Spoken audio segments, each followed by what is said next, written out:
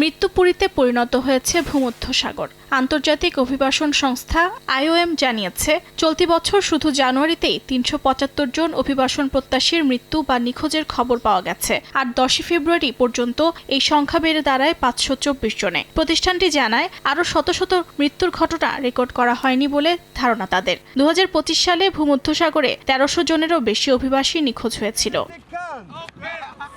ভূমধ্যসাগর দিয়ে আসা অভিবাসন প্রত্যাশীদের প্রবেশ ঠেকাতে এবার ইতালির কট্টর ডানপন্থী জর্জিয়া মেলোনি সরকার কঠোর আইন প্রণয়ন করতে যাচ্ছে। জাতীয় নিরাপত্তার কথা উল্লেখ করে আইনে বলা হয়েছে, ভূমধ্যসাগরে উদ্ধারকারী জাহাজগুলোকে অবরোধ, দেশটির জলসীমায় প্রবেশ করতে না দেয়া এবং ৫০,০০০ ইউরো পর্যন্ত জরিমানার বিধান রাখা হয়েছে।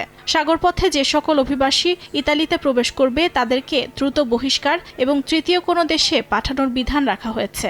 আইনটি সংসদে নিম্নকক্ষ এবং সিনেটে অনুমোদনের অপেক্ষায় রয়েছে।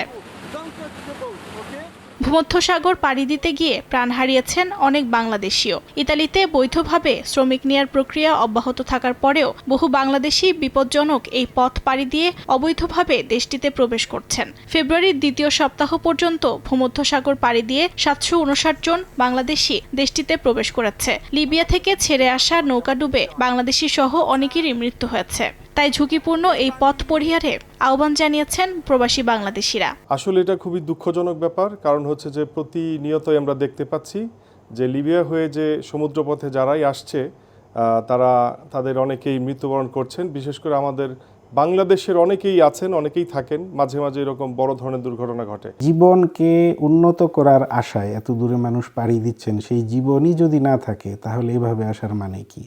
আমি অনুরোধ করব, এমনিতেও ইতালির যে ইমিগ্রেশন যে সিচুয়েশন, এটা খুব একটা ভালো না এই মুহূর্তে। ফলে এই ধরনের ঝুঁকি নিয়ে ইতালিতে আসাটা, আমি বলবো এই পথ পরিহার করুন, বৈধভাবে ইতালিতে আসার চেষ্টা করুন। ২০২৬ থেকে ২০২৮ সাল পর্যন্ত আরও ৫ লাখ শ্রমিক নেবে ইতালি সরকার, যার কার্যক্রম চলমান রয়েছে।